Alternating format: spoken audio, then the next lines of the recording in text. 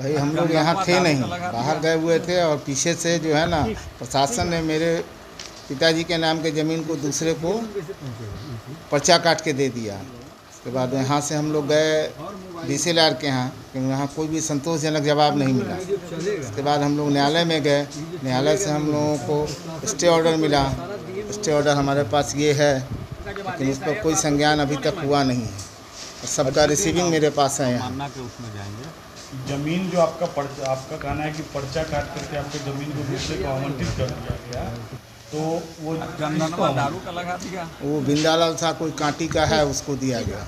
अच्छा, नगर परिषद में। तो क्या मतलब क्या है वो बिंदालाल? वो कांटी का है, उसको पहले पर्चा मिला था लेकिन उसको कब्जा नहीं मिला, वो आत्महत्या कर लिया था DM ऑफिस के सामने।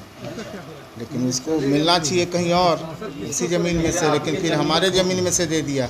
प्रशासन को कैसे दे दिया गया? ये हमको क्या मालूम, हम तो थे नहीं यहाँ, बाहर थे। हमारे पीछे से सब हुआ, हमको कोई इस बात की सूचना नहीं। जब सूचना मिली तब हम इसको प्रशासन मिली तो सबसे पहले आप कहाँ गए? DCLR ऑफिस और CO ऑफिस गए थे। अच्छा, वहाँ से क्या कहा गया? कुछ नहीं, बस गोल गोल घुमाया गया, बोला आप उनसे मिलिए उनसे मिलिए। अच्छा, तो फिर उसके बाद आपने क्या किया? उसके बाद हम लोग उच्च न्यायालय के शरण में गए, वहाँ हम अपना सारा पेपर दाखिल किए, वहाँ से स्टे मिला। 19 तारीख को सबको स्टे दे के हम सबसे रिसीविंग लिए। स्टे मिलने के बाद आपने स्टे ऑर्डर की कॉपी को किस ऑफिस में किस पदाधिकारी को?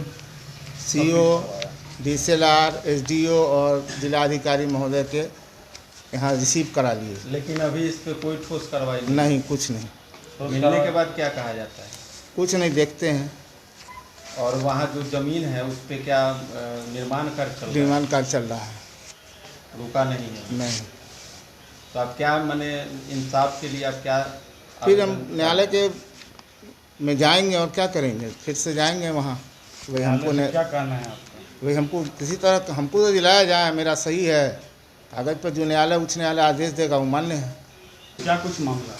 मामला ये है कि हम लोग शादी में दिल्ली गए हुए थे, वहीं हम लोग को पता चला कि हमारे ज़मीन को किसी बिंदालाल शाह को वो ज़मीन आवंटित कर दिया गया है।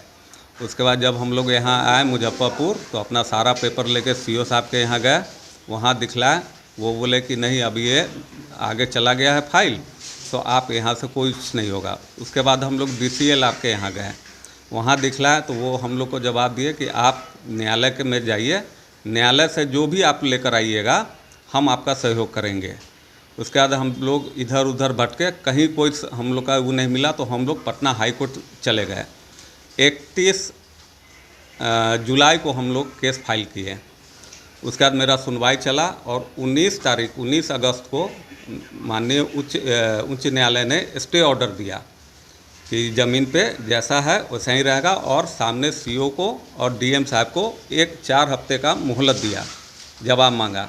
यहाँ आने के बाद 22 तारीख को हम लोग सारा पेपर लेकर DM ऑफिस में दिए हैं, उनका रिसीविंग लिए हैं, CO को दिए हैं, DCLR को दिए हैं, SDO पश्चिमी को दिए हैं।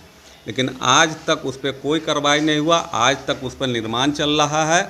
अब बताइए कि आपने कितने दिन पहले दिया है ये एप्लीकेशन? हम 22 अगस्त को सब जगह दिए हैं। अच्छा, 22 अगस्त। हाँ, सबका रिसीविंग है।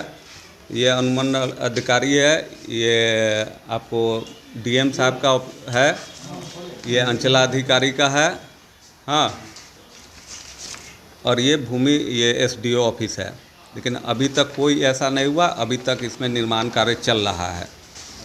हम लोग जाकर पर्सनली मिले हैं, तब भी कोई संतोषजनक जवाब नहीं मिला है। न्यायालय का आदेश आने के बावजूद अधिकारियों के द्वारा कोई एक्शन नहीं लिया? नहीं, अब तो समझ में नहीं आता है कि न्यायालय बड़े है या यहाँ के प्रशासन बड़ा है।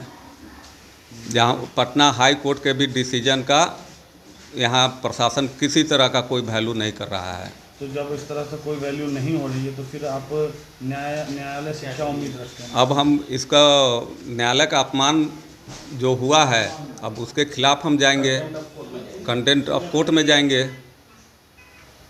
क्या नाम है? प्रभात मेहता।